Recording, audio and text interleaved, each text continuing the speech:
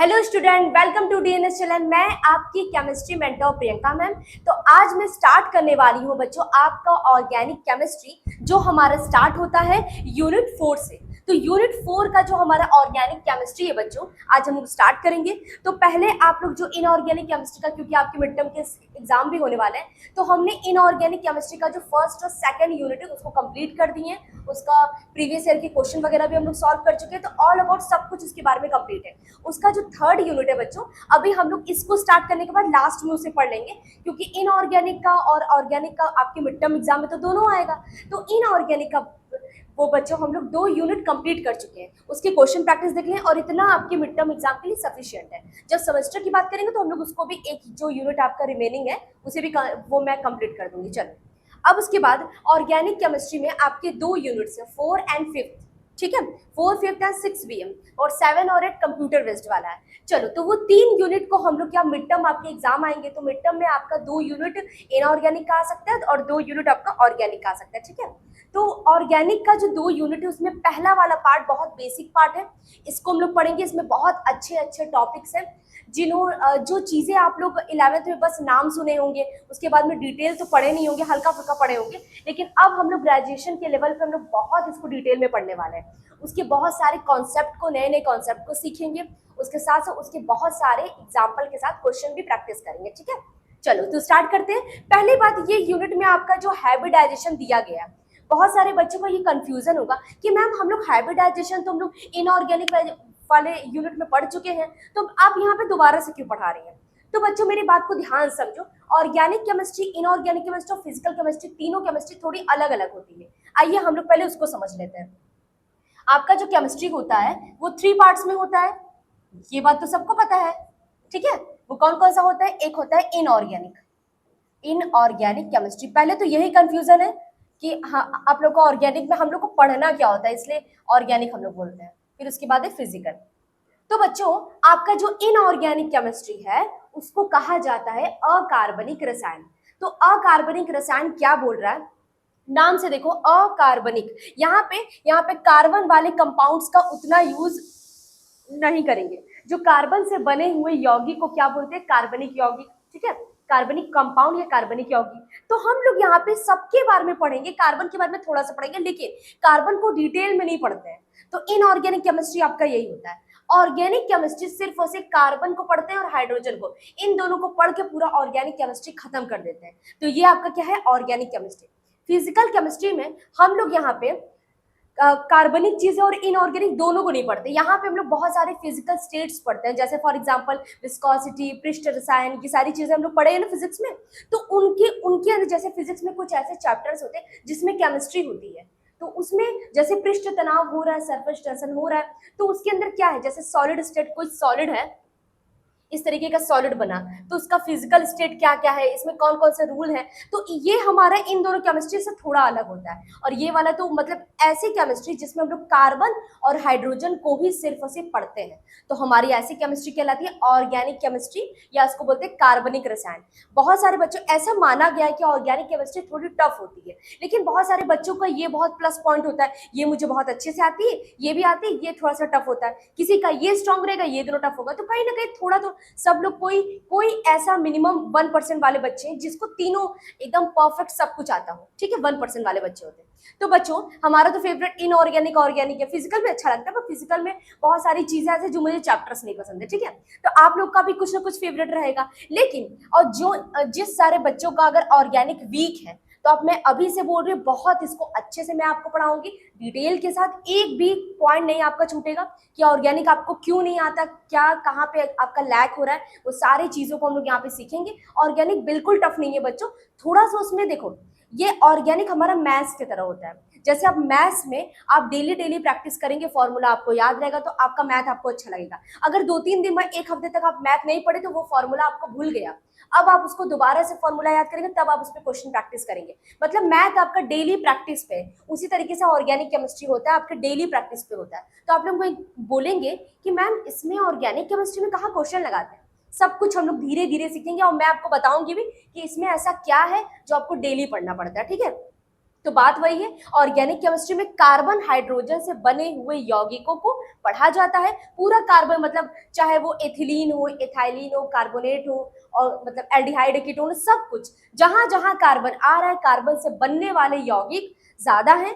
कम से कम पूरे केमिस्ट्री में कार्बन से बनने वाले यौगिक कितने, 90 to 95% इतना, और जो बचे हुए 5% है वो आपका इनऑर्गेनिक मतलब एस ब्लॉक के तत्व, धातु है, अधातु, ये सारे।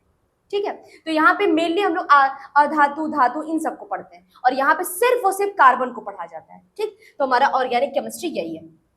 आइए अपने टॉपिक पे चलते हैं। तो ऑर्गेनिक केमिस्ट्री में, हाँ, मैं आपको ये बता रही थी कि ऑर्गेनिक, यहाँ पर भी हम लोग हाइब्रिडाइजेशन पढ़े, पर यहाँ पे जो हम लोग संकरण निकालना सीखे हैं, क्या वो फॉर्मूला यहाँ अप्लाई होगा?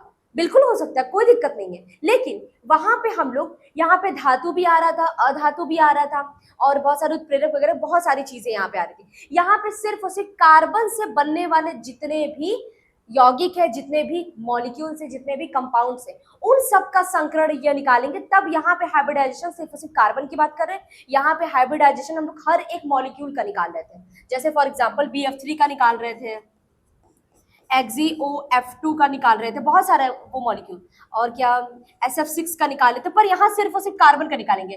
कार्बन कार्बन सिंगल बॉन्ड का निकालेंगे, कार्बन कार्बन डबल बॉन्ड का निकालेंगे, कार्बन कार्बन ट्रिपल बॉन्ड का निकालेंगे, इस तरीके से। ठीक है, तो आइए इसको सीखते हैं, हाइब्रिडाइजेशन।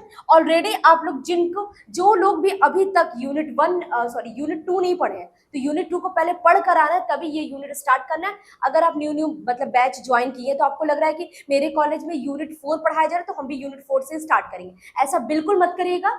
आप पहले यूनिट 2 को अच्छे से देखिए, बहुत सारे क्वेश्चन प्रैक्टिस करिए, उसका सब कुछ पढ़ लीजिए, तब यूनिट 4 में आइएगा।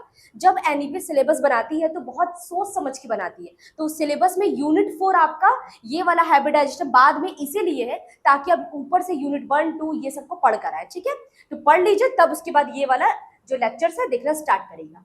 आइए चलिए स्टार्ट करते हैं हम लोग। तो हाइब्रिडाइजेशन होता क्या है, सबसे पहले मैं आपको बताई थी कि वैलेंस बॉन्ड थ्योरी आई थी, जैसा मैं यूनिट 2 में आपको पढ़ाई हूँ। क्या था, संयोजी आबंध का सिद्धांत। उसमें कहा गया था कि जितने भी आपके संयोजी इलेक्ट्रॉन है, वही आपका क्या करते हैं, बॉन्ड बनाने में मदद करते हैं। बात भी सही थी, बहुत हद तक सही थी बात। पर उसके बाद क्या हुआ कि बच्चों, वहां पे आया ना हाइब्रिडाइजेशन, संकरण। कहा गया है कि आप जो बता रहे हैं वैलेंस बॉन्ड थ्योरी सही है, पर पूरा सही नहीं है। हाइब्रिडाइजेशन वो हम लोग का जो भी एटम आपस में मिलेगा, तो क्या बनाएगा, एक मॉलिक्यूल बनाएगा। पर मॉलिक्यूल बनने से पहले यहाँ बीच में एक बॉन्ड बनेगा। वो बॉन्ड किसके द्वारा बनता है, वो बॉन्ड बनता है ऑर्बिटल के संकरण के द्वारा। मतलब 2 ऑर्बिटल, जैसे 2 s ऑर्बिटल है, 2 p ऑर्बिटल है, एक ऐसे एक p है ना, तो वो सब आपस में क्या कर रहे हैं, ओवरलैप कर रहे हैं। जैसे फॉर एग्जाम्पल एक s ऑर्बिटल है और एक मान लो p ऑर्बिटल है, तो ये दोनों आपस में क्या कर रहे हैं, ओवरलैप कर रहे हैं। ओवरलैप करने के बाद एक कोई नया ऑर्बिटल बनता है। वैलेंस बॉन्ड थ्योरी में कहा गया कि ऑर्बिटल्स ओवरलैप करते हैं, बॉन्ड बन जाता है। लेकिन संकरण में कहा गया है कि ऑर्बिटल जब ओवरलैप करते हैं, अतिव्यापन करते हैं, तो उसके बाद एक नया ऑर्बिटल बनता है, जिसका नाम है हाइब्रिड ऑर्बिटल। हाइब्रिड ऑर्बिटल जैसे फॉर एग्जांपल आप 2 कलर को मिलाते हैं, जैसे व्हाइट और रेड को मिलाएंगे तो पिंक कलर आता है, ऐसा होता है ना, तो वो एक नया कलर आया है कि नहीं। तो यहाँ हाइब्रिड ऑर्बिटल को हमेशा हम लोग ऐसे बनाते हैं, एक बड़ा लोब रहेगा, एक छोटा लोब रहेगा। इसको लोब बोलते हैं बच्चों, जैसे स्फेरिकल टाइप में नहीं लग रहा है अंडे के आकार का, तो ये लोब है, ये बड़ा लोब, और ये बहुत ज्यादा छोटा लोब तो नहीं है, ऐसा। ठीक, इस लोब से दिखाते हैं। जो बड़ा वाला लोब है वो बताता है कि आपको सेम साइज वाले, देखो ये भी प्लस ये भी प्लस, ये दोनों आपस में मिलेंगे तो प्लस की संख्या ज्यादा हो गई, तो वहां पे देखो लोब की साइज बढ़ गई है। अब ये निगेटिव है, यहाँ कोई निगेटिव नहीं है, तो निगेटिव क्या, छोटा ही रहेगा। ठीक है, तो इस प्रकार से हाइब्रिड ऑर्बिटल बनता है। आइए अपने स्टेटमेंट को पढ़ते हैं।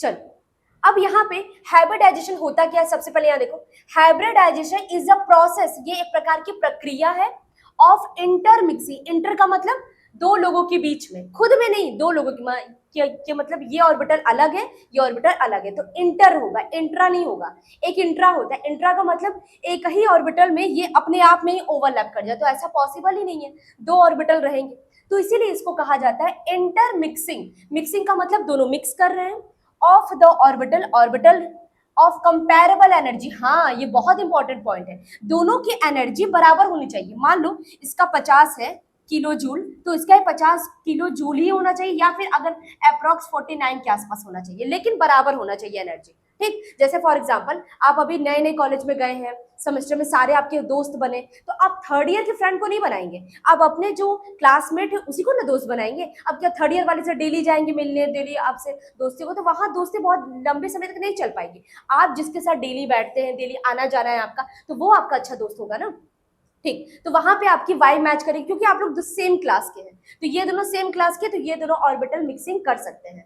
आगे, so as to read distribution, यहाँ पे रहेगा रीडिस्ट्रीब्यूशन रहेगा, रीडिस्ट्रीब्यूटेड देयर एनर्जी। ये सब आपस में जब मिलते हैं, दोनों की एनर्जी आपस में मिलती है। जैसे फॉर एग्जांपल अगर आप अपने दोस्त के साथ पढ़ाई करते हैं, जैसे अपने फ्रेंड्स का ग्रुप स्टडी करते हैं ना, तो अगर आपके कुछ ऐसे पॉइंट्स भी क्लियर होते हैं वहां पे, अगर आप ग्रुप स्टडी कर रहे हैं तो आपके पॉइंट्स किसी टॉपिक को लेकर अलग है, ओपिनियन आपका अलग है, तो किसी और का ओपिनियन अलग रहेगा, तो जिससे आपको पता चलता है कि ओ इस क्वेश्चन को इस तरीके से भी देखा जा सकता है। वैसा ही है, जब दो ऑर्बिटल सेम एनर्जी के मिलेंगे तो एक नया ऑर्बिटल बनेगा, जो आपको देखो यहाँ पे एनर्जी क्या है, रीडिस्ट्रीब्यूटेड हुआ है, मतलब दोबारा से एनर्जी बनी हुई है, देयर एनर्जी रिजल्टिंग, ये जो बना है formation of new set orbital, जो एक नया ऑर्बिटल बना है, इसको क्या बोलेंगे, हाइब्रिड ऑर्बिटल। इसको क्या बोलेंगे, हाइब्रिड ऑर्बिटल, जिसकी एनर्जी क्या होगा, बराबर होगा, इन दोनों के बराबर। ऐसा नहीं कि ये दोनों आपस में मिले एनर्जी बढ़ गया, ऐसा कुछ नहीं होगा, दोनों की एनर्जी बराबर है, तो यहाँ पर 50 किलो रहेगा, यहाँ 50 किलो जूल, तो यहाँ पर 50 किलो जूल ही रहेगा, इक्विवेलेंट होगा, मतलब समान होगा, एक जैसा। और क्या होगा, एनर्जी भी समान होगा, शेप भी समान होगा। शेप कैसे है वो तो हम लोग आगे डिस्कस कर लेते हैं। ठीक है, इतनी बात क्लियर है कि नहीं? तो आपसे कोई कभी भी कोई हाइब्रिडाइजेशन पूछे, बस आप बता दो कि संकरण क्या है या हाइब्रिडाइजेशन क्या है। तो एक प्रकार का ओवरलैपिंग है, किसका किसका ओवरलैपिंग है? ओवरलैपिंग का मतलब होता है मिक्सिंग। किस चीज का मिक्सिंग? ऑर्बिटल्स की मिक्सिंग होती है। जब ये ऑर्बिटल्स आपस में मिक्स करते हैं, तो मिक्स करने के लिए आपका एनर्जी सेम होना चाहिए। अभी आगे हम लोग कंडीशन पढ़ेंगे, कौन कौन सा कंडीशन है। तो ऑर्बिटल जब सेम एनर्जी के ऑर्बिटल आपस में मिक्स करते हैं, ओवरलैप करते हैं, तो एक नया ऑर्बिटल बनता है, जिसे हाइब्रिड ऑर्बिटल कहा जाता है। और इस पूरे प्रक्रिया को या इस पूरे प्रोसेस को हाइब्रिडाइजेशन कहते हैं। क्लियर है? आगे चल सकते हैं हम लोग। इसको जल्दी से क्या करिए, पॉइंट वाइज करके नोट कर लीजिए। ये इसका डेफिनेशन है हाइब्रिडाइजेशन का, तो यहाँ पे एक लाइन नोट कर लीजिएगा, shape and form hybrid orbital, एक minute, hybrid orbital, this phenomena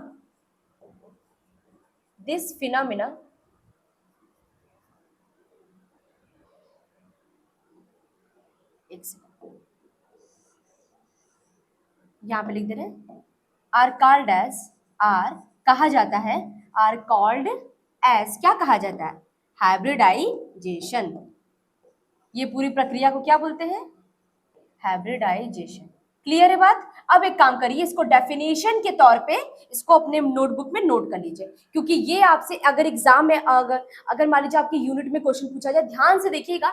hybridisation अगर क्वेश्चन पूछ रहा तो आप समझ नहीं पाएंगे कि मैम यूनिट 2 का पूछा है या यूनिट 4 का। हाइब्रिडाइजेशन का डेफिनेशन कभी भी चेंज नहीं होता, चाहे वो कार्बन के लिए हो चाहे किसी और मॉलिक्यूल्स के लिए हो। हाइब्रिडाइजेशन का जो डेफिनेशन सेम होगा, पर अगर आपसे बोला गया है कि आप एथिलीन का बताइए, मीथेन का बताइए, तब आप समझ जाइए यूनिट 4 से ये क्वेश्चन उठाया है। ठीक, अगर मान लीजिए आपसे बहुत सारे कॉम्प्लेक्स बोल दिया, BF4 SF6 और FCl6 ऐसा कुछ करके कॉम्प्लेक्स पूछ रहा है जिसमें S ब्लॉक के P ब्लॉक के तत्व आ रहे हैं, तो आप समझ जाइए वो यूनिट 2 से क्वेश्चन पूछा गया। तो दिक्कत नहीं है, वहां पर भी आप सॉल्व कर सकते हैं, यहाँ पर भी उसी फॉर्मूला सॉल्व करेंगे, लेकिन आपको यहाँ पे थोड़ा स्ट्रक्चर बनाना पड़ेगा, कैसे कैसे हो रहा है। तो यहाँ पे आंसर आप अलग लिखिएगा, वहां पे अलग लिखिएगा, सब कुछ सेम है, कोई भी दिक्कत नहीं है, बस थोड़ा सा यहाँ पे आपको डिटेलिंग में चलना होगा। ठीक है, और ध्यान दीजिएगा, मैं बार बार बोल रही हूँ, क्वेश्चन में आपसे ये जरूर बोलेगा कि एथिलीन और एथाइलिन और एसिटाइलिन, इन सब का क्या करिए, हाइब्रिडाइजेशन निकालिए। तो sp sp2 sp3, इसमें 3 ही पढ़ना है। ठीक,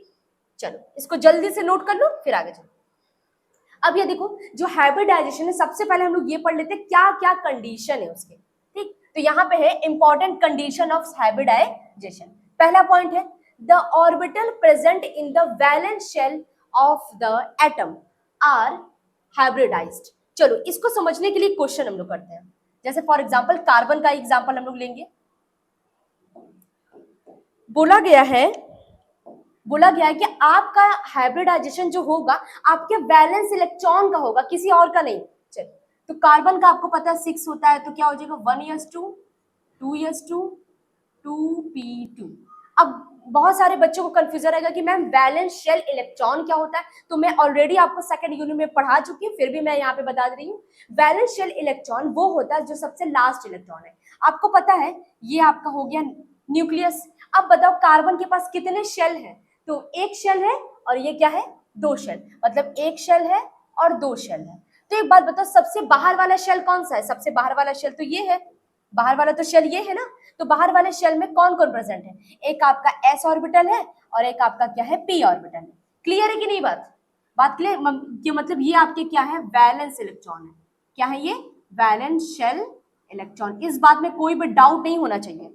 और पहला कंडीशन ये है कि हाइब्रिडाइजेशन का निकालने के लिए आपको इसी इलेक्ट्रॉन की जरूरत पड़ेगी, इसकी नहीं। ये इनर शेल इलेक्ट्रॉन है, आपको चाहिए आउटर मोस्ट इलेक्ट्रॉन। इसका एक दूसरा नाम भी होता है क्या, आउटर मोस्ट शेल इलेक्ट्रॉन। तो ये भी होता है, चाहे आप ये लिख सकते हैं चाहे आप ये लिख सकते हैं, नाम से भी लग रहा है बाहरी कक्षा का इलेक्ट्रॉन। वैलेंस मतलब संयोजी इलेक्ट्रॉन, यही आपका संयोजी इलेक्ट्रॉन कहलाता है। क्योंकि संयोजी हम लोग इसलिए बोल रहे हैं, बैलेंस हम लोग इसलिए बोले क्योंकि यही आपका बॉन्ड बनाएगा। ठीक है, तो आपको पता चल रहा है कि कार्बन के पास केवल 4 इलेक्ट्रॉन है जो बॉन्ड बनाने में मदद करेंगे और बाकी का 2 इलेक्ट्रॉन हम लोग कंसीडर नहीं करते हैं। तो पहला कंडीशन आपका क्लियर हो गया। यहाँ पे बोला गया the orbital present in the valence shell of the atom are hybridized. जो आपके वैलेंस इलेक्ट्रॉन होंगे वही आपके हाइब्रिडाइजेशन में पार्टिसिपेट करेंगे। क्लियर है पहला वाला पॉइंट, कोई भी डाउट है इसमें? चलो अब चलते हैं दूसरे वाले पॉइंट पे। The orbital undergo hybridization. Orbital जो, हाँ एक बात और, इसमें बोला गया जो इलेक्ट्रॉन तो जाएंगे और इसके ऑर्बिटल भी जाएंगे। देखो ऑर्बिटल ही ना, तो मतलब यहाँ पे s ऑर्बिटल जाएगा और p ऑर्बिटल। तो आपको पता है s ऑर्बिटल ऐसे, आपका जो p ऑर्बिटल होता है वो ऐसे होता है। पर आपका p ऑर्बिटल में कौन कौन होता है, px py और pz। आपको सबका शेप पता है ना, और ये आपका s ऑर्बिटल है, आपको शेप पता होना चाहिए। ये आपका शेप है,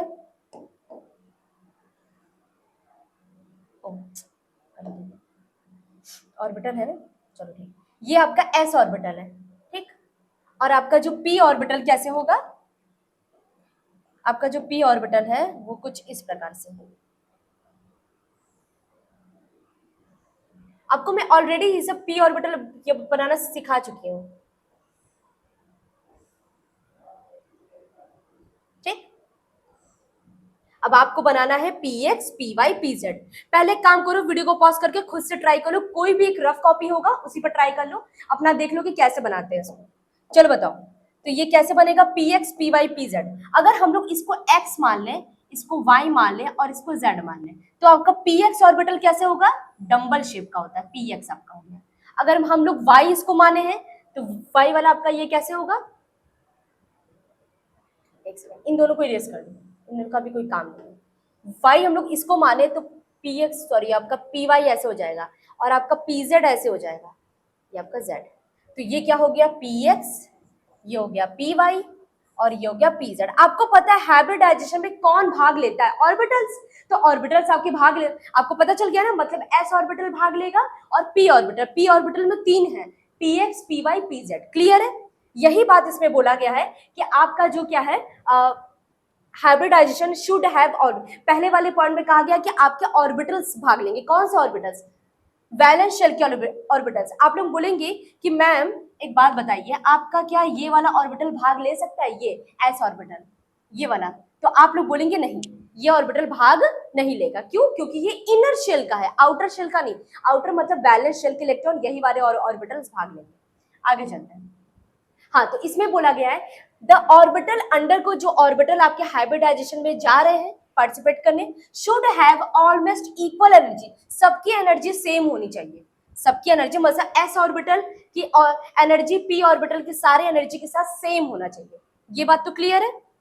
आगे चलते हैं। अगला पॉइंट, ये सारे आपको कंडीशन पता होनी चाहिए। चाहे तो आपसे एग्जाम में कंडीशन कभी नहीं पूछता है, हो सकता है 2 मार्क्स में पूछ दे, वो अलग बात है, लेकिन आपको ये सारे कंडीशन याद होना चाहिए। अगर ये कंडीशन भूले तो आप हाइब्रिडाइजेशन गलत करके आएंगे। Formation of electrons is not essential condition, बोल रहा है formation of electrons is not, मतलब इलेक्ट्रॉन्स का फॉर्मेशन वहां पे इसका कंसेप्ट। अब ये पॉइंट को थोड़ा सा इग्नोर करो बच्चों, अभी हम लोग आगे वाला जो सीखेंगे ना कैसे हाइब्रिडाइजेशन बनाते हैं, तो वहां पे ये पॉइंट क्लियर हो जाएगा, ठीक है।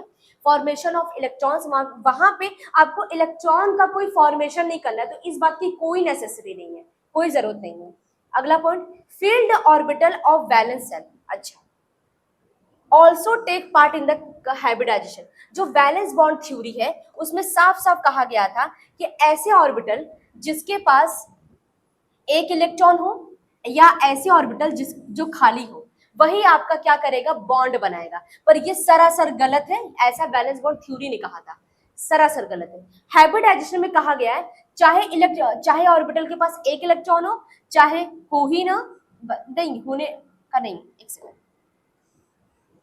चाहे क्या हो उसके पास एक इलेक्ट्रॉन है, चाहे उसके पास पूरे इलेक्ट्रॉन भरे हुए हैं, दोनों आपका क्या करेंगे, हाइब्रिडाइजेशन में पार्टिसिपेट करेंगे। यही वाला पॉइंट यहाँ पे ये बताया गया है। ये बात मैं ऑलरेडी आपको सेकंड वाली यूनिट में पढ़ा के जब मैं स्टेटमेंट पढ़ा रही थी मैं आपको बताई थी। तो कहा गया चाहे वो फील्ड पूरा भरा हुआ ऑर्बिटल हो वैलेंस शेल का, तब भी वो भाग लेगा, क्योंकि वैलेंस शेल का है, तो वैलेंस शेल का सब भाग लेंगे, ठीक।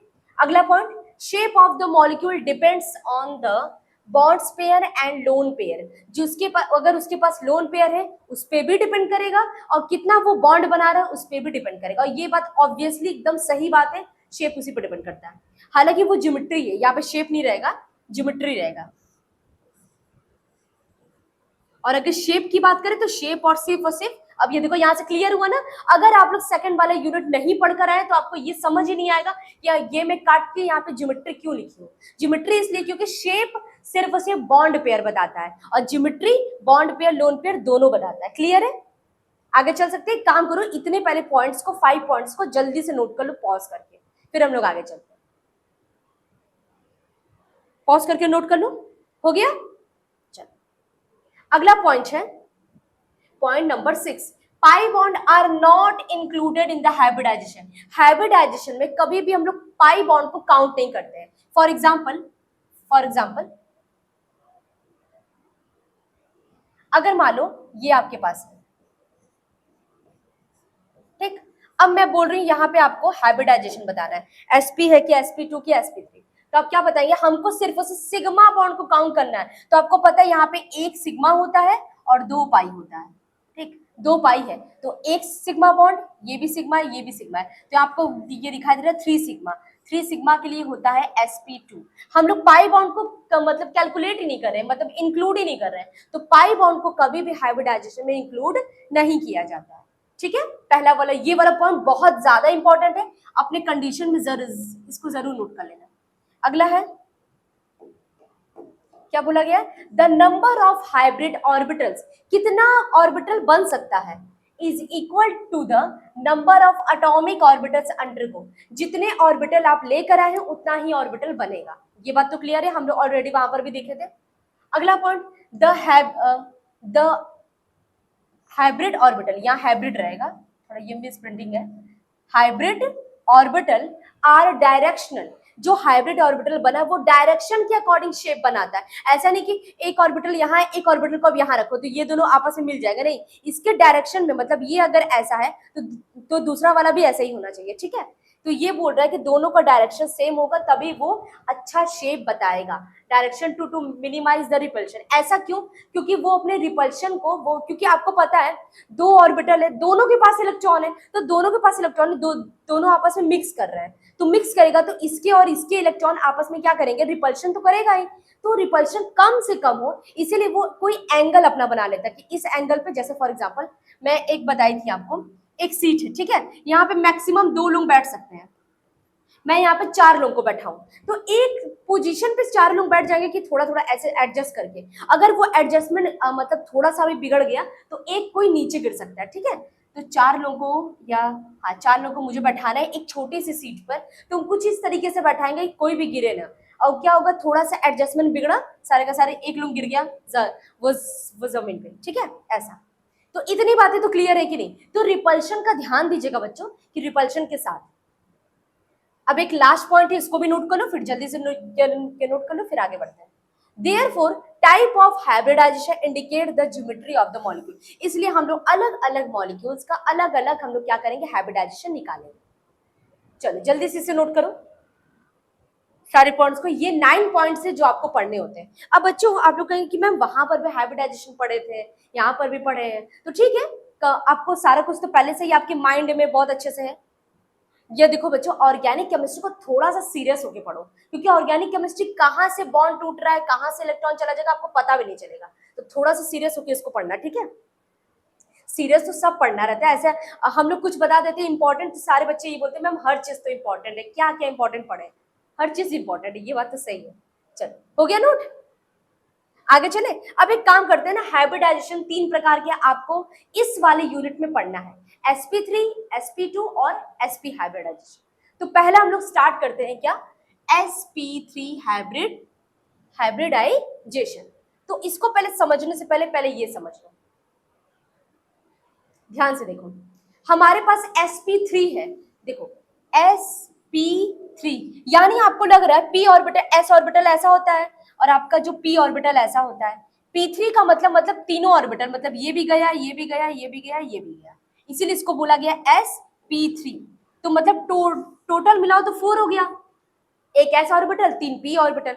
तो p3 का क्या मतलब होता है, p3 का मतलब होता है px, py और pz, ठीक। ये आपका s ऑर्बिटल है छोटा सा प्यारा सा, और ये आपका क्या है, p ऑर्बिटल है। आपको पता है कि p ऑर्बिटल कैसा होता है, उसका शेप कैसा हो, डंबल। अरे कुछ लोग जिम जाते होंगे उनको पता होगा, जैसे करके डंबल उठाते हैं, ठीक है, वही वाला है, ये है। और अगर डी ऑर्बिटल की, यहाँ पर डी ऑर्बिटल का यूज नहीं होगा, इस वाले यूनिट में डी ऑर्बिटल का यूज ही नहीं होगा, पर फिर भी आपको शेप पता होना चाहिए। क्या होता है वो, डबल डंबल होता है। 2 डंबल को आपस में मिला दो, एक ऐसे रखा है तो एक ऐसे रखा है, ठीक है, उन दोनों को मिला दो, अब उठाओ अब कुछ ज्यादा भारी हो गया। चलो यहाँ पे, तो ये आपका है डंबल शेप, डम्बेल शेप, यही होता है। तो ये आपका p ऑर्बिटल है, d ऑर्बिटल की तो कोई जरूरत नहीं है हमें। तो आपका p ऑर्बिटल, अब ये p ऑर्बिटल कुछ भी हो सकता है, px हो सकता है, py, pz, पर यहाँ पे हम लोग sp3 पढ़ रहे हैं, तो यहाँ पे आपका px, py और pz तीनों यूज होगा, ठीक है, क्लियर है। अब देखो, अब इसमें से अलग अलग शेप भी होता है, तो आप बता दीजिएगा कि px का ऐसा शेप होता है, py का कैसा। तो आप छोटा से यहाँ पे कहीं बना सकते हैं, आपका ये आपका px ऑलरेडी बना है, अगर मान लो py आ जाए तो ऐसे बनेगा, pz आ जाए तो ऐसे बनेगा, क्लियर है। ये आपका px है, ये py है, pz हम लोग पीछे अभी जस्ट देखें। तो ये तीनों को मतलब इन चारों को मिला देंगे तो sp3 हाइब्रिड ऑर्बिटल बनेगा। और आपको पता है इसकी साइज, लोब की साइज ज्यादा क्यों हो गई, क्योंकि 3 ऑर्बिटल, इसका भी प्लस, इसका भी प्लस, इसका भी प्लस, तीनों आके उसके साथ मिल गए s के साथ। तो मिलने के बाद ये लोब काफी बड़ा हो गया। इस लोब को बहुत सारी बुक्स में, मैं आपको बताई थी कि बहुत सारी ऐसी बुक्स है जिसमें ये छोटे वाले लोब को गायब कर दिया है, तो इसीलिए इस लोब से, अब ये देखो कितने लोब बनेंगे। अब चलो आते हैं हम लोग एग्जाम्पल पे, हम लोग आगे पढ़ेंगे, पहले इसको पहले स्टेटमेंट पढ़ लेते हैं, फिर उसके बाद आगे आएंगे। sp mixing of 1s orbital, एक काम करते हैं ना, पहले एग्जाम्पल बता ही देते क्योंकि आप लोगों को थोड़ा समझने में दिक्कत होगा। चलो बनाते हैं कार्बन का, क्योंकि आपको पता है कि इस यूनिट में कार्बन का ही हाइब्रिडाइजेशन पढ़ना है। 6 होता है तो क्या हो जाएगा, 1s2, 2s2 और 2p2। चलो बताओ, ये हो गया ना, 2 2 4 2 6। अब एक बात बताओ, वैलेंस शेल इलेक्ट्रॉन कौन से है, ये आपका क्या है, वैलेंस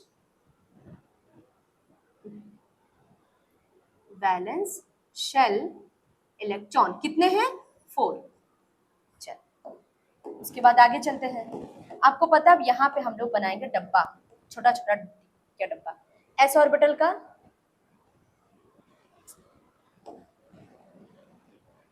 और ये आपके p ऑर्बिटल है। फिर उसके बाद बनाएंगे यस,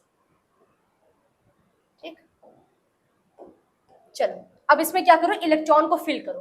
पहले लिखा गया 2s2, मतलब एक ऊपर की तरफ और एक नीचे की तरफ, जैसा ने हुंड साहब ने हमको बताया था वैसे ही हम लोग भरेंगे। और पी ऑर्बिटल में दो है, एक ऐसे और एक ऐसे। इन दोनों का नाम क्या है? अरे नाम भी लिख दो। यहाँ लिखो 2s2, यहाँ लिखो px py, और इसमें भी एक इलेक्ट्रॉन है, एक इलेक्ट्रॉन, इसमें दो इलेक्ट्रॉन हो गए ना, 2p2 हो गया ना। अब यहाँ पे pz, इसमें कोई भी इलेक्ट्रॉन नहीं है, इसको जीरो कर दो। एक काम करो, ये तो आपका कार्बन का क्या है, ग्राउंड स्टेट। क्या है? आद्य अवस्था या ग्राउंड स्टेट। ग्राउंड स्टेट में ऐसा होगा, जैसे मान लो हम लोग क्या एक काम करें, कार्बन को एनर्जी दे दे। जैसे फॉर एग्जांपल आप घर पे बैठे हैं, अगर आपको भूख बहुत तेजी से लगी, आपके पास पैसे नहीं है, तो आप एक शांति से बैठे रहेंगे। मैं आपको क्या करूं, पैसे दे दूं, तो आप बाहर जाएंगे कुछ खाने पीने के लिए ना, तो आप एक्साइट तो हो गए ना। तो इसी तरीके से कार्बन को जब हम लोग एनर्जी दे देंगे तो कार्बन क्या हो जाएगा, एक्साइटेड हो जाएगा। तो ये आपका एक्साइटेड स्टेट। उस समय क्या होगा, इसके पास जो एक इलेक्ट्रॉन है, जब भी किसी इलेक्ट्रॉन को एनर्जी मिलती है ना, वो इलेक्ट्रॉन जंप करता है। ठीक, तो ये क्या करेगा, जंप करके यहाँ जाने की कोशिश करेगा। तो यहाँ पे ये जंप कर रहा है ऐसे, जहाँ पे ये क्या कर रहा है, अच्छा ये ऐसे नहीं बनेगा, चलो ठीक है हम लोग ऐसे ही बना देते हैं। क्या करेगा, यहाँ पे जंप करेगा। तो जंप करने के बाद ये इलेक्ट्रॉन उठकर यहाँ आ गया, तो कैसे बनेगा, चलो फिर से क्या बनाते हैं, आ जाओ, ये ऐसे और ये ऐसे, थोड़ा सा ये टेढ़ा हो गया। चलो, इसके पास इसके इलेक्ट्रॉन कहाँ कहाँ चले आए, एक यहाँ था, एक यहाँ और एक यहाँ, एक यहाँ। अब बताओ पूरा ऑर्बिटल भर, ये भर गया ना, पूरा ऑर्बिटल हाफ फिल्ड भरा है। ये आपका हो गया s, ये हो गया px, और ये हो गया py, और ये हो गया pz। इतनी बात तो क्लियर है। अब कार्बन के पास तो 4 इलेक्ट्रॉन पहले भी थे, अब भी है। अब कार्बन के पास सिंगल इलेक्ट्रॉन है, और आपको पता है जो अब इसको क्या चाहिए, हाइड्रोजन चाहिए। तो ये क्या करेगा ना, 4 हाइड्रोजन, ये हम लोग मीथेन का स्ट्रक्चर पढ़ रहे हैं। तो 4 हाइड्रोजन है, तो 4 हाइड्रोजन आएंगे इसके पास, तो बोलेंगे कि भाई एक काम करो, हम लोग चारों लोग क्या करते हैं, आपस में दोस्ती कर लेते हैं। ठीक, आपस में क्या करेंगे, दोस्ती कर लेंगे। तो एक ऑर्बिटल इधर, 3 ऑर्बिटल इधर।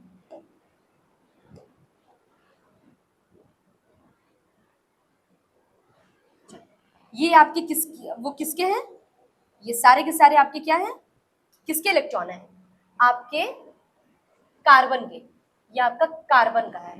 ठीक, अब हम लोग क्या करेंगे, हाइड्रोजन का। अब ध्यान से मेरी बात को सुनो, इसी तरीके से आपको sp2 का भी करना है और sp का भी करना है। तो पहले मैं एक बहुत डिटेल में बताऊंगी, सेकंड वाला भी बताऊंगी, थर्ड वाला आप खुद से ट्राई करेंगे, एक तो आप खुद से ट्राई करेंगे। चलो, अब आपको दिख रहा है क्वेश्चन में कि CH4 मतलब 4 हाइड्रोजन है। अच्छा एक काम करो, हाइड्रोजन को भी थोड़ा साइड में हम लोग देख लेते हैं। साइड में चलो हम देखते हैं हाइड्रोजन। आप लोग करते हैं ना, जैसे किसी से कॉलेज में झगड़ा हो जाता है, कहते चलो बाहर मिलते हैं, कैंपस के बाहर, ऐसे ऐसे होता है ना। हाँ, कुछ लोग की दुखती नस पर रहती है। चलो, हाइड्रोजन का कितना होता है, 1 1, तो इसको हम लोग लिख सकते हैं 1s1। इसके पास तो कोई एक्स्ट्रा ऑर्बिटल ही नहीं है, एक ही ऑर्बिटल, बेचारा गरीब इंसान है। चलो अब एक काम करते हैं, अब कितने हाइड्रोजन है, 4, तो सबके पास 1s होगा। तो 4 हाइड्रोजन को यहां बना दो, 1 2 3 और 1 4। ठीक, ये 4 आपके क्या है, हाइड्रोजन्स हैं। ठीक, 4 हाइड्रोजन कौन से, 1s और 1s, और इन सब के पास एक एक इलेक्ट्रॉन है, 1s 1, सबके पास क्या है, एक एक इलेक्ट्रॉन है। तो यहाँ पे भर दो। अच्छा, अब क्या होगा, ये सब आपस में बॉन्ड बना सकते हैं, बिल्कुल।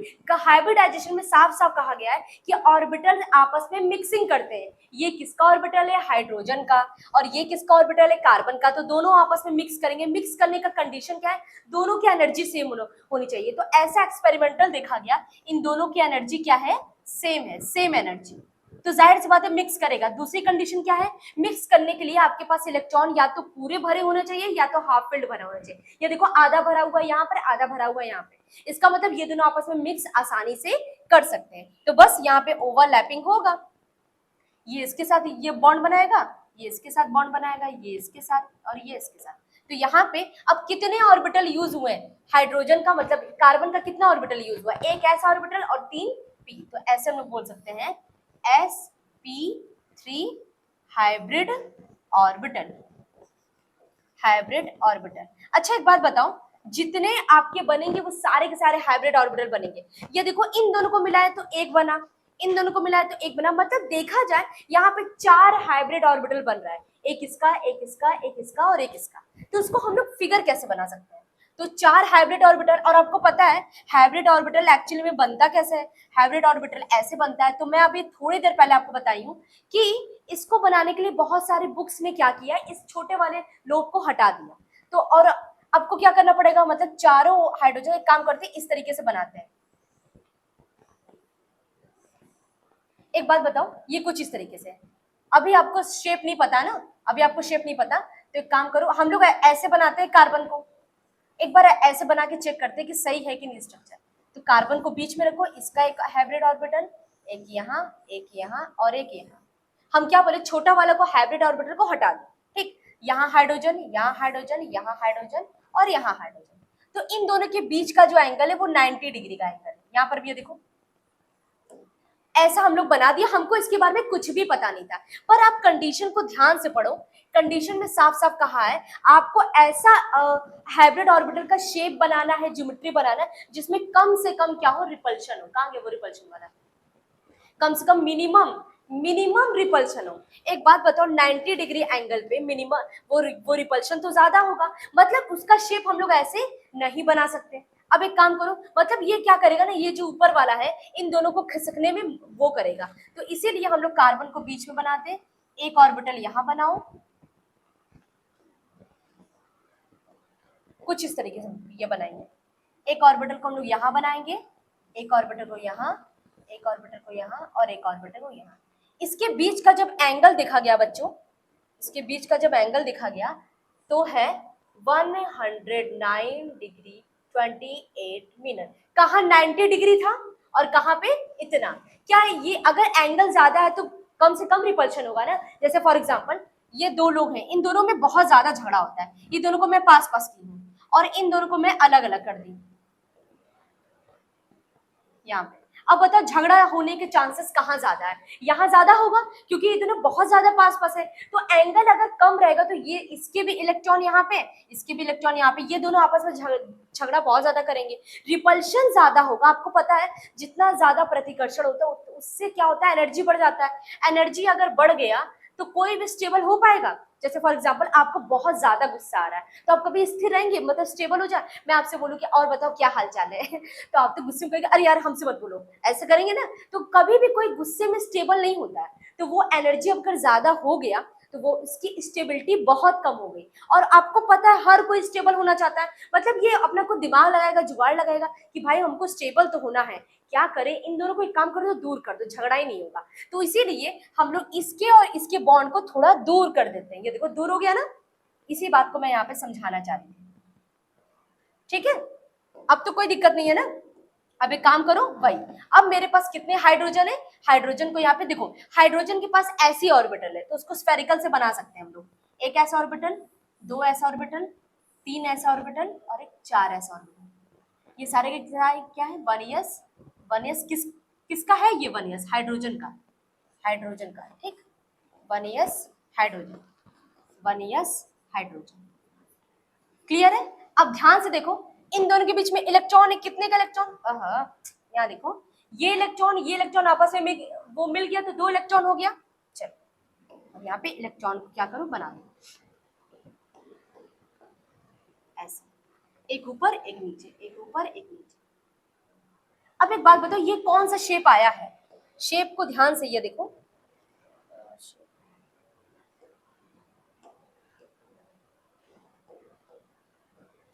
ध्यान से शेप को देखो, ऐसे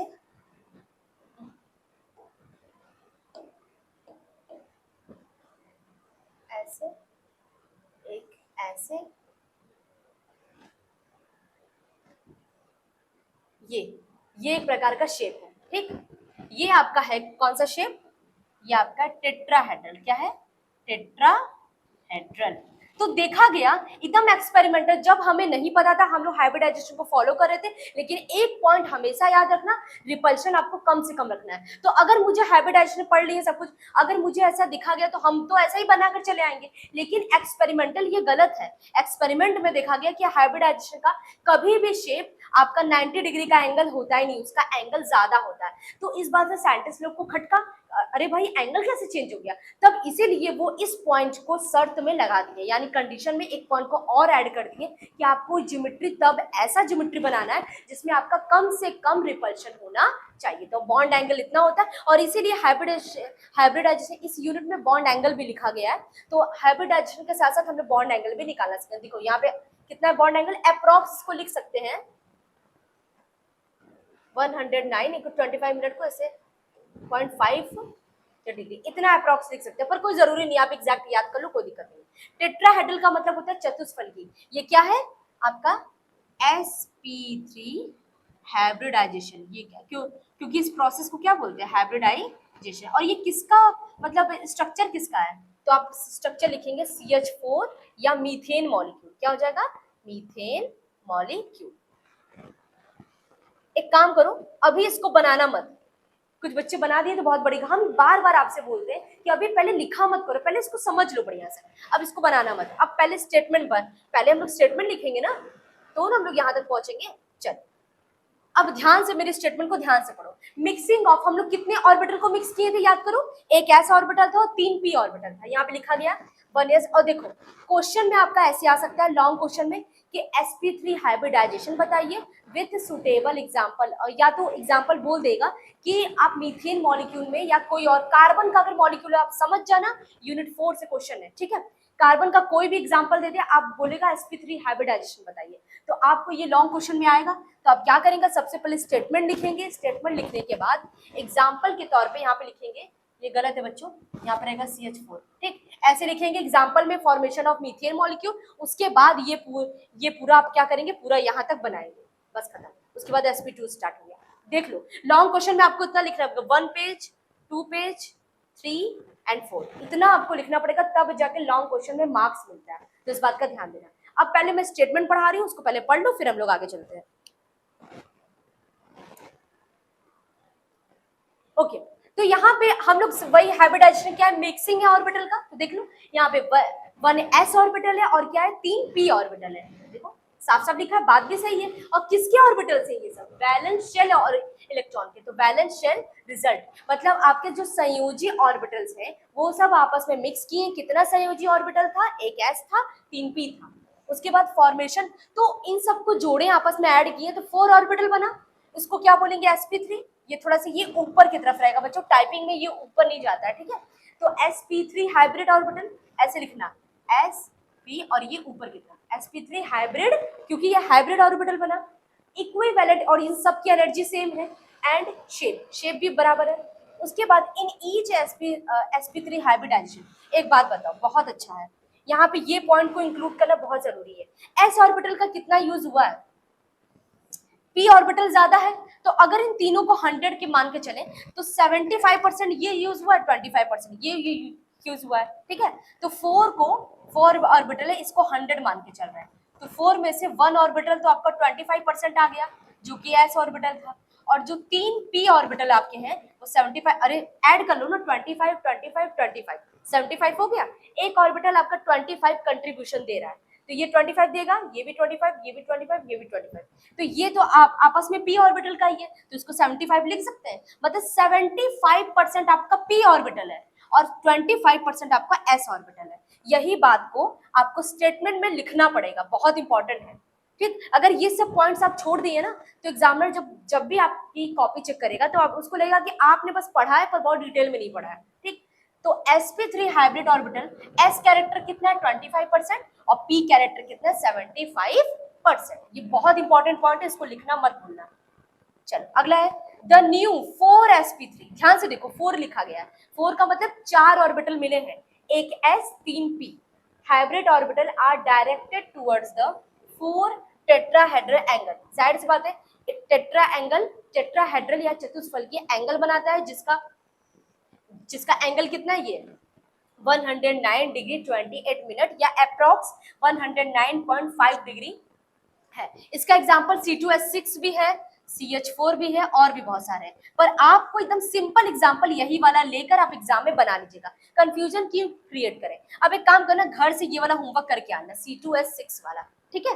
पहले एक काम करो, इन सारे पॉइंट्स को, जब भी आपसे क्वेश्चन पूछे इन सारे पॉइंट्स को नोट करना जरूरी है, उसके बाद एग्जाम्पल पे जाना।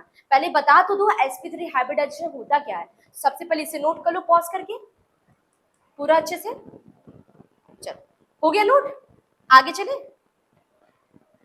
फॉर्मेशन ऑफ मीथेन, अब यहाँ पे बोला मीथेन आपका बना कैसे, आपका एक एग्जांपल आप बताएंगे ना, फॉर एग्जांपल, ये आपका हो गया फॉर एग्जांपल। एग्जांपल में आप बोलेंगे ना कि भाई sp3 का लॉन्ग क्वेश्चन में पूछा गया है, उसका डेफिनेशन हो गया sp3 हाइब्रिडाइजेशन का, उसके बाद एग्जांपल में थोड़ा सा उसको सेंटेंस वाइज ये लिख दो क्या है एग्जांपल में, उसके बाद उसका पूरा फिगर बना दो। चलो, in the formation of methane, methane को बनाने में हम लोग क्या किए, एक s ऑर्बिटल यूज किए। कौन सा s ऑर्बिटल था, 2s ऑर्बिटल। अब अभी ये पीछे देख भी लो कौन सा ऑर्बिटल था, ये 2s ऑर्बिटल, ठीक। आगे, और 3 आपका 2p ऑर्बिटल था, तो 2p में px py और pz ये कॉमा रहेगा। रिजल्ट इससे क्या बना, 4 इक्विवेलेंट मतलब आपस में सेम sp3 हाइब्रिड ऑर्बिटल्स बना, जिसको हम लोग क्या, each of these hybrid orbitals contain, इन सब के पास एक एक इलेक्ट्रॉन है, इन सब के पास क्या है, एक एक इलेक्ट्रॉन है। क्लियर है। आगे, इलेक्ट्रॉन एंड ओवरलैप विथ, ये किसके साथ ओवरलैप कर रहे हैं, ये ओवरलैप कर रहा है हाइड्रोजन के पास, जो कि उसके पास भी एक एक इलेक्ट्रॉन है। ये देखो, ईच हाइड्रोजन एटम, हर एक हाइड्रोजन कितना ऑर्बिटल है, 1, एक s ऑर्बिटल है, ठीक है। चलो आगे चलते हैं, इसे भी जल्दी से पॉज करके नोट कर लो। अब एक काम करें, अब ये सारा फिगर है जो आप इसको बना चुके हैं, अब जाके इसे बनाना, फिगर बनाना अच्छे से। अब एक काम करो, जल्दी से इसे नोट कर लो, बहुत इंपॉर्टेंट है। इसी तरीके से आपको sp2 का और sp का भी बनाना हो, बना लो इसको पॉज करके। हो गया पॉज, पॉज करके बना लो अच्छे से इसको बनाना, कोई भी कंजूसी नहीं। और आपके पास कोई कलरफुल पेन है तो उसका यूज कर लो अपने नोट्स में। एग्जाम टाइम में आप देख लेना कि आपके यूनिवर्सिटी में या कॉलेज में कौन से पेन का यूज करने के लिए बोला गया, गलती मत करना, वहां गलती करेंगे तो आप हो सकता है कि आपका कॉपी न चेक हो, ठीक। वहां पे रेड ब्लू ग्रीन कुछ पता है, आप अपने नोट्स को कलरफुल रखो, क्योंकि ऐसे पढ़ने में इंटरेस्टिंग रहता है, थोड़ा सा मन करता है पढ़ने का नोट्स, ठीक है। ये कलरफुल है, इसलिए मैं भी यहाँ पे यूज करी, आप लोग भी यूज कर लेना। चलो आगे चलते हैं। उसके बाद ये शेप बना लो, और यहाँ पे ये बनाकर, इसको बनाकर कट का निशान जरूर लगाना, जिससे आपको बार बार याद आए कि मैम मतलब इसका 90 डिग्री एंगल क्यों नहीं हो सकता, क्योंकि एक्सपेरिमेंट ऐसा देखा गया, यहाँ पे रिपल्शन क्या है, ज्यादा है, इन दोनों के बीच में, इसके और इसके बीच में रिपल्शन क्या है, ज्यादा है, और यहाँ पे रिपल्शन क्या है, कम है। रिपल्शन का क्या मतलब होता है, प्रतिकर्षण, यहाँ पे कम है। इस बात का ध्यान देना और इसको जरूर लिखना। आप लोग क्या करते हैं, जो चीजें गलत होती है ना उसको आप लिखते नहीं है, तो वो चीजें दिमाग में रहती नहीं है कि ये बना तो क्यों बना, तो ये इसीलिए बना क्योंकि यहाँ रिपल्शन ज्यादा था। क्लियर है। हर बार आप लोग CH4 का स्ट्रक्चर देखेंगे, पर कभी भी आपको कहीं पर भी आप ये नहीं पढ़े होंगे कि कार्बन के साथ इसका 90 डिग्री भी एंगल बन सकता था, कभी ये वो दिमाग में आता ही नहीं है। तो वो दिमाग में क्यों नहीं आया, क्योंकि हमें पता ही नहीं है कि क्या गलत होकर ये सही बना है, ठीक है। चलो इसको बना लो, फिर हम लोग आगे चलते हैं sp2 वाले पे। अब sp2 में जो मैं बाकी सब पूरा डिटेल में बताई हूँ, अब वहां पे मैं आपको होमवर्क भी दूँ, ठीक। चलो अब आ जाते हैं sp2 का भी वैसे ही हम लोग बनाएंगे। कैसे बनाएंगे, और ये चेक कर लेते हैं। पहले हम लोग क्या करेंगे, बनाना सीखेंगे sp2 का जो एग्जाम्पल होता है बच्चों, कौन सा एग्जाम्पल होता है, sp2 हाइब्रिडाइजेशन है, तो इसका सबसे अच्छा एग्जाम्पल क्या है, C2H4। C2H4 इसका मैं स्ट्रक्चर अगर बनाऊं तो ये कुछ इस प्रकार का होता है। इसमें देखो पाई बॉन्ड भी आएगा, हाइड्रोजन। एक बात ध्यान देना, ये तो बॉन्ड है, सिग्मा बॉन्ड बना है। एक चीज मैं बहुत मिस्टेक की उधर, वो मिस्टेक नहीं, छूट गया था वैसे, ध्यान देना, ये जो आपस में मिल रहे हैं ना, ये सिग्मा बॉन्ड बना रहे हैं, ठीक। तो यहाँ पे कितने सिग्मा है, 4 सिग्मा के लिए होता है sp3, ठीक है। और यहाँ पे कार्बन कुछ इस तरीके से है। क्लियर है, इसको अपने नोट्स में नोट कर लेना। चलो आगे चलते हैं। ये आपका sp2, चलो हमको स्ट्रक्चर तो पता ही है। अब यहाँ पे सिग्मा बॉन्ड को काउंट करते हैं, एक बार पहले करने की कोशिश करते हैं। आपको पता है जब भी आपको दो डबल बॉन्ड में एक सिग्मा होता है और एक पाई होता है, एक सिग्मा, ये याद कर लो, नहीं भी पता है तो याद कर लो, सिग्मा होता है और एक पाई होता है। और यहाँ पे एक सिग्मा, यहाँ पे एक सिग्मा, यहाँ पे एक, यहाँ पे एक, यहाँ पे कितने सिग्मा है। अब ये देखो, सबको नहीं काउंट करेंगे, इस वाले कार्बन को ध्यान से देखो, इस कार्बन को चेक करो कितना ये सिग्मा बना रहा है। एक सिग्मा बना रहा है, दो सिग्मा, तीन सिग्मा बना रहा है, तो ये तीन सिग्मा बना रहा है, यानी इसका हो जाएगा sp2। और ये भी आपका क्या है, तीन सिग्मा बना रहा है, तो इसका भी हो जाएगा sp2। मतलब दोनों कार्बन आपके sp2 हाइब्रिडाइजेशन में है। कहीं पे नोट कर लो कि चार सिग्मा रहते हैं तो sp3 होता है, तीन सिग्मा रहेंगे तो sp2 होगा, और दो सिग्मा रहेंगे तो आपका क्या होगा, sp होगा। क्लियर है? चलो ये हो गया नोट, जल्दी से पहले इसे नोट करो। अच्छा नहीं, अभी नोट मत करना क्योंकि अभी हम लोग स्टेटमेंट पढ़ेंगे ना, अभी नोट मत करो। एक काम करते हैं, हम अगले स्लाइड को, इसको ये पता चल गया ना। चलो एक काम करते हैं, मैं यहाँ पे लिख दे रही हूँ, ये आपका sp2 है और ये भी आपका sp2। चलो आगे चलते हैं। कार्बन का आपको अच्छे से पता है। कार्बन अगर मान लीजिए इसका फिर से वही बार बार करेंगे तो डायरेक्ट कर लेते हैं, 2s2 2p2, तो बस इसका ऑर्बिटल बना दो, एक ग्राउंड स्टेट में और एक क्या है, एक्साइटेड स्टेट में। ये आपका ग्राउंड स्टेट है और ये आपका एक्साइटेड स्टेट है। तो आपको पता है इलेक्ट्रॉन्स आपके कैसे होंगे, ग्राउंड स्टेट में पूरे ऐसे भरे हुए रहेंगे, एक्साइटेड स्टेट में ये जंप करके यहाँ चला जाएगा, ऐसे ऐसे ऐसे ऐसे। ये हो गया, ठीक। अब एक बात बताओ, ये क्या है, px, ये है py, और ये आपका pz है, और ये आपका s ऑर्बिटल, ये आपका क्या है, s ऑर्बिटल है, 1s ऑर्बिटल, सॉरी 2s है ना, और ये आपका 2p वाला है। चलो अब इसके बाद है, हमारे पास देखा गया है कि हाइड्रोजन तो आपके चार हैं, चार हाइड्रोजन है और दो कार्बन है। अब ये ध्यान दो, कार्बन कार्बन के बीच में एक सिग्मा बॉन्ड बना है, मतलब कार्बन कार्बन। अब ये कार्बन नंबर 1 की बात कर ले, अब हम लोग बात कर लेते हैं कार्बन नंबर 2 की। अब ये कार्बन नंबर 2 के पास भी कुछ ऐसा कंडीशन होगा। अरे भाई सारे के सारे सेम है ना, जैसे फॉर एग्जाम्पल अगर ये कार्बन में ये कंडीशन हुआ तो दूसरे वाले कार्बन में भी यही कंडीशन होगा, तो हम लोग डायरेक्ट बनाते हैं, दूसरा वाला कार्बन भी कुछ इस प्रकार से होगा अपने एक्साइटेड स्टेट में। जैसे आपको भूख लगी है, आप शॉप पे गए हैं कुछ खाने के लिए, तो कोई दूसरे व्यक्ति को भी भूख लगा होगा, वो भी शॉप पे गया कुछ खाने के लिए, ठीक है। चलो ये हो गया, ये दूसरा वाला कार्बन है, ये पहला वाला कार्बन है, ठीक है, क्लियर है। अब देखो, पहले वाले कार्बन से दो हाइड्रोजन जुड़ा है और पहले वाले कार्बन दूसरे वाले कार्बन के साथ जुड़ा है, इसको 1 कर लो, इसको 2 कर लो, ठीक। तो पहला वाला कार्बन दूसरे वाले कार्बन से जुड़ा है, मतलब एक काम करो, इस वाले कार्बन ये वाला कार्बन आपस में ओवरलैप कर सकता है, बिल्कुल कर सकता है। तो ये क्या करेगा,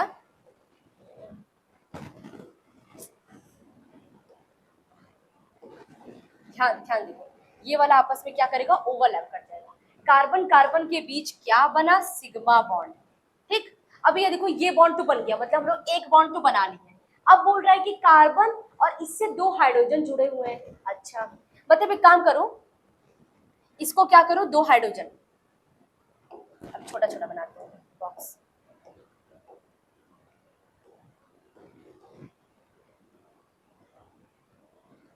ऐसे,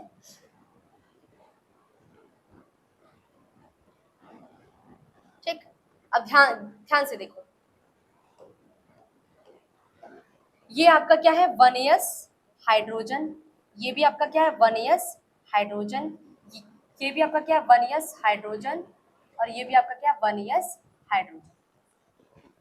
यहाँ पे दो हाइड्रोजन इस वाले कार्बन के साथ जुड़े हैं और दो हाइड्रोजन इस वाले कार्बन के साथ, तो कार्बन नंबर 1 के साथ दो हाइड्रोजन, जाहिर सी बात है उसके पास एक एक इलेक्ट्रॉन होगा, इसके पास भी एक एक इलेक्ट्रॉन होगा, तो बस बस वही करो। यहाँ पर भी ये देखो, ये दोनों आपस में ये मिलकर बॉन्ड बना रहे हैं, ये दोनों आपस में मिलकर बॉन्ड बना रहे हैं, ये भी और ये भी, ठीक। अब ध्यान दो, सिग्मा बॉन्ड बना, सिग्मा सिग्मा सिग्मा, और ये भी सिग्मा, क्लियर है। अब देखो, यहाँ पे अभी भी एक ऑर्बिटल बचा हुआ है, ठीक है, 2pz 2pz, तो यहाँ पे जो ऑर्बिटल बचा हुआ है, ये दोनों भी तो आपस में बॉन्ड बना सकते हैं, इनको कोई और नहीं चेक करता कि कोई मत दो, मुझे कुछ मत दो, मैं घर पे खाना बना के खा लूंगा, तो ये दोनों आपस में खुद से बॉन्ड बना रहे हैं, ठीक। ध्यान दो, ये दोनों आपस में मिलकर बॉन्ड बना रहे हैं, और ये वाला जो बॉन्ड बना है वो आपका पाई बॉन्ड है। ये आपका क्या है? पाई बॉन्ड है। क्लियर है? अगर ये विजिबल नहीं हो रहा तो मैं एक बार इसको यहाँ से फिर से बनाए, इसको पहले, अच्छा ठीक है, इसको नोट मत करना, इसको साइड में रखे रहना, अभी कुछ मत नोट करो, गड़बड़ नहीं होनी चाहिए।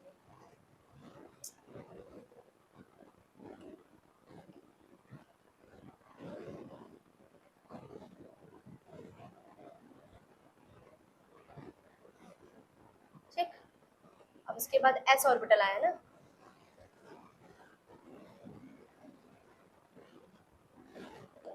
ध्यान से मेरे साथ अच्छे से, क्योंकि आपका फिगर एकदम सही बना होना चाहिए, गलत नहीं होना चाहिए।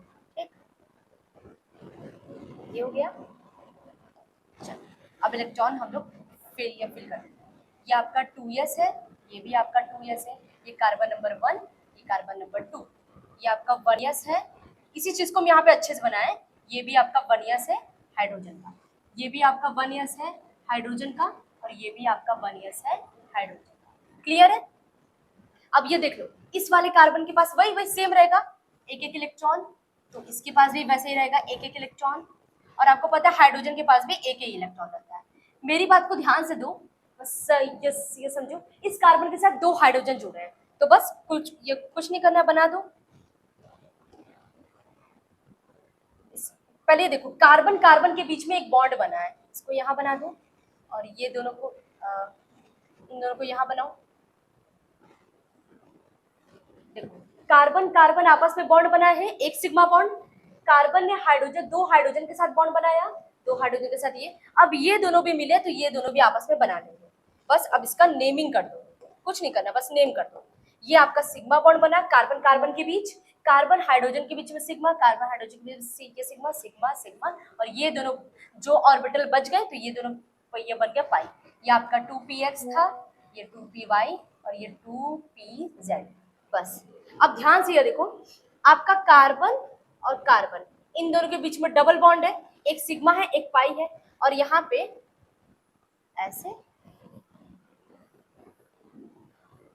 ठीक, और यहाँ पे क्या होगा? हाइड्रोजन, हाइड्रोजन को यहाँ पे लगा दे, ये कुछ इस प्रकार का आपका शेप बनेगा। ठीक,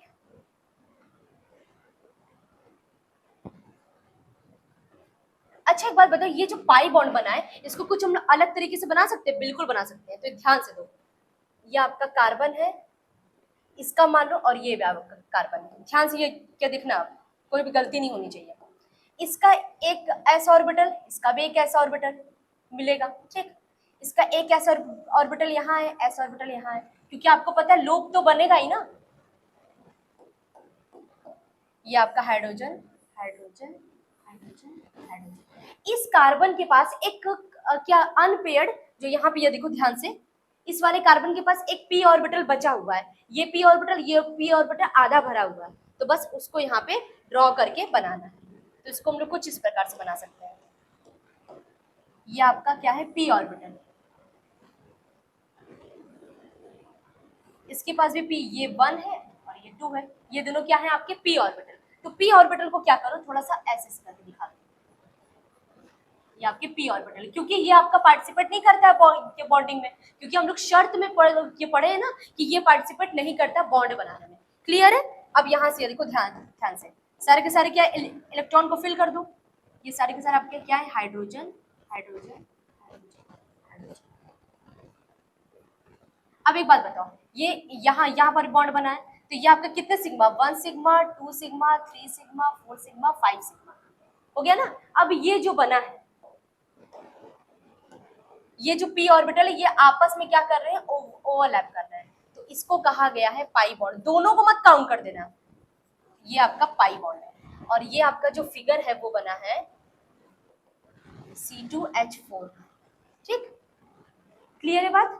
अब देखो, एंगल यहाँ पे अलग अलग है, अगर इसकी बात करें तो ये आपका sp2 हाइब्रिडाइजेशन है, और ये भी आपका क्या है? sp2। तो अगर इसको 2 मिनट के लिए भूल जाओ तो ये जो आपका शेप है वो कैसा बना रहा है? ट्राइगोनल। क्या बना रहा है ये?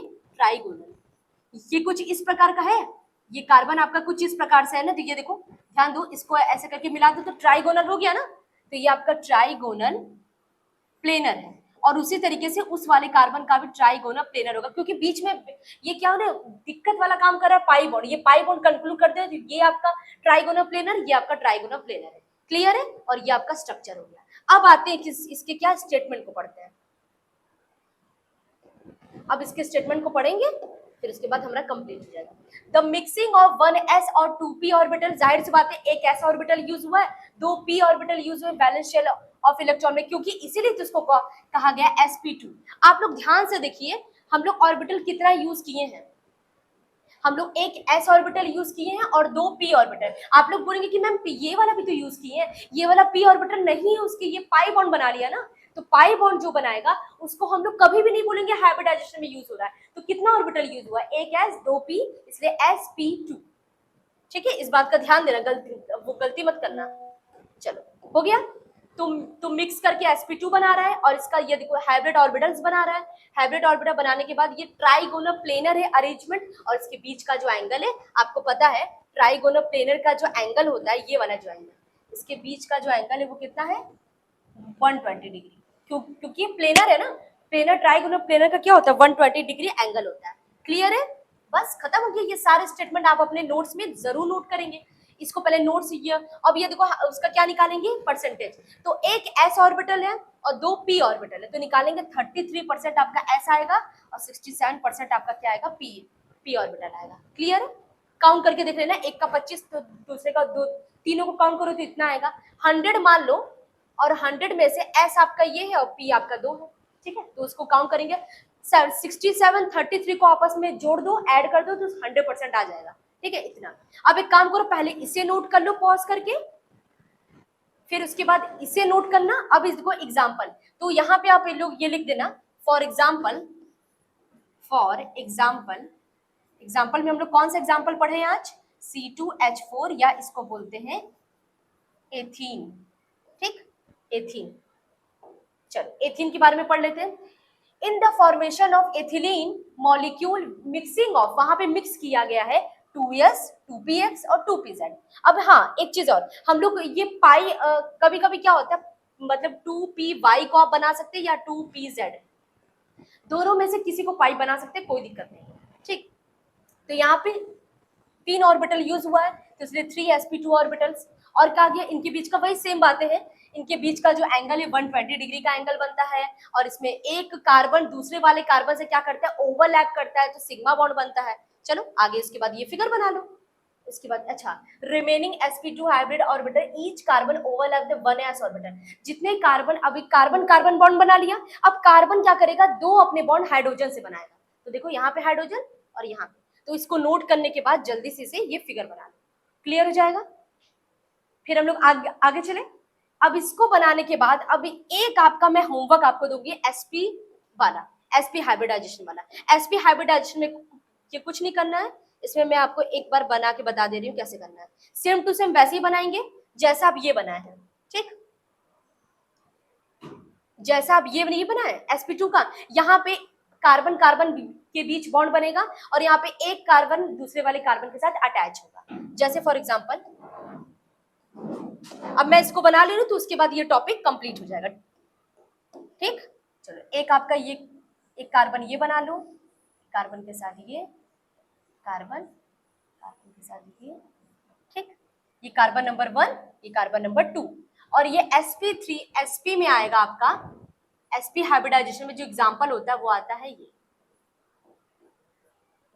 एसिटाइलिन, एसिटाइलिन का एग्जांपल ये होता है। अब उसमें क्या होगा बच्चों, ध्यान से देखो, ये वाला ऐसे ऐसे कार्बन को बना लो, इलेक्ट्रॉन जैसा हम लोग पहले कर रहे थे, उसके बाद इस वाले कार्बन को तो इसके साथ जोड़ देंगे, क्योंकि कार्बन और कार्बन के बीच में एक सिग्मा बॉन्ड बना हुआ है, यहाँ पे एक सिग्मा है और 2 पाई है, यहाँ पे एक सिग्मा, यहाँ पे एक सिग्मा। अब ये वाला कार्बन क्या कर रहा है, एक हाइड्रोजन के साथ बना है, तो ये क्या करेगा, एक हाइड्रोजन के साथ बना लेगा, और ये भी क्या करेगा, एक हाइड्रोजन के साथ बना लेगा। चलो अभी भी इसके पास 2 ऑर्बिटल, मतलब ये p ऑर्बिटल है भरे हुए हैं, तो ये क्या करेगा, ये सब आपस में बॉन्ड बना लेंगे, कहेंगे हमसे कोई बात नहीं कर रहा, तो हम लोग आपस में ही दोस्ती कर लेते हैं, तो ये सब आपस में बॉन्ड बना लिए। अब ध्यान से देखो, कार्बन कार्बन,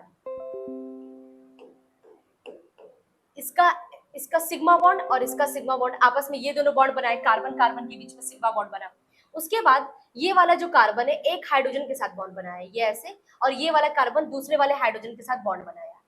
तो ये कुछ इस प्रकार से हो जाएगा, हाइड्रोजन के साथ बनाया ना ऐसे, यहाँ पर भी इलेक्ट्रॉन भर दूं, और ये वाला ऐसे हाइड्रोजन के साथ बना, ठीक बने एक ही हाइड्रोजन। अभी भी इसके पास दो ऑर्बिटल है, ये कौन कौन से हैं, एक आपका पी वाई है और एक आपका पी जेड है। तो आपको पता है पी वाई आपका ऐसे बनता है, ठीक, और आपका जो पी जेड है, तो यहाँ पर भी ये पी वाई बनाओ। अब बनाना है पी जेड, ये मतलब भाई देखो जो आपका पी जेड है वो ऐसे बनता है। और आपको पता है हम लोग हाइब्रिडाइजेशन में ये बात बहुत ज्यादा इंपॉर्टेंट है कि आपका जो शेप दोनों की सेम एनर्जी होनी चाहिए। तो इन दोनों के बताओ, ये वाला इसके साथ अटैच होगा और ये वाला क्या होगा, इसके साथ अटैच होगा, ठीक। तो ये वाला इसके साथ अटैच होगा और ये वाला इसके साथ अटैच। तो यहाँ पे एक पाई बन रहा है और यहाँ पर भी एक पाई, मतलब दो दो पाई यहाँ पे बन रहा है। तो इसका देखो शेप देखो, अगर इसको ऐसे देखो तो ये लीनियर शेप है। क्या है ये, लीनियर, कार्बन कार्बन ऐसे ट्रिपल बॉन्ड ऐसे। तो आपको यहाँ पे शेप दिख रहा है, ये आपस में क्या है, लीनियर शेप। तो लीनियर शेप का जो बॉन्ड एंगल कितना होता है, 180 डिग्री का होता है। तो यहाँ पे आपका हाइब्रिडाइजेशन कंप्लीट हो जाता है। उसके सारे इंपॉर्टेंट जो टॉपिक्स है उसको, मतलब जितना भी इसका स्टेटमेंट लिखा है आपके एग्जाम में आएगा, तो ये सारे स्टेटमेंट आपको क्या करना पड़ेगा, लिखना पड़ेगा, तभी आपको उस हिसाब से मार्क्स मिलेगा। क्योंकि अब देखो ये एंट्रेंस एग्जाम वाला क्वेश्चन नहीं है, ये आपका वो रिटन वाला एग्जाम है, ठीक है। तो रिटन वाले एग्जाम को आपको ऐसे पूरा लिख कर आना है, चाहे वो 4 मार्क्स का हो 5 मार्क्स का हो। तो यहाँ पे आपका hybridization with bond angle complete होता है। इसके अगले लेक्चर में हम लोग बहुत सारे इलेक्ट्रॉनिक इफेक्ट देखेंगे, जैसे इंडक्टिव इफेक्ट क्या होता है, हाइपर कॉन्जुगेशन क्या होता है, और क्या होता है इलेक्ट्रॉनिक कॉन्फिगरेशन, बहुत सारी चीज देखेंगे, ठीक है। तो अलग अलग इफेक्ट के बारे में देखेंगे जो आपका पूरे ऑर्गेनिक केमिस्ट्री में हर जगह यूज होगा, ठीक है। तो बहुत इंपॉर्टेंट, बहुत बेसिक पार्ट पढ़ रहे हैं, इसको अच्छे से पढ़ लो, इसका बढ़िया से नोट्स बना लो, और फिगर डायग्राम को थोड़ा ध्यान से अच्छे से बनाना। बॉन्ड एंगल, यहाँ पे इनके बीच का जो बॉन्ड एंगल है ये क्या है, 180 डिग्री का है, ठीक। तो उसको पढ़ लो, पढ़ते रहो। All the best, thank you for watching.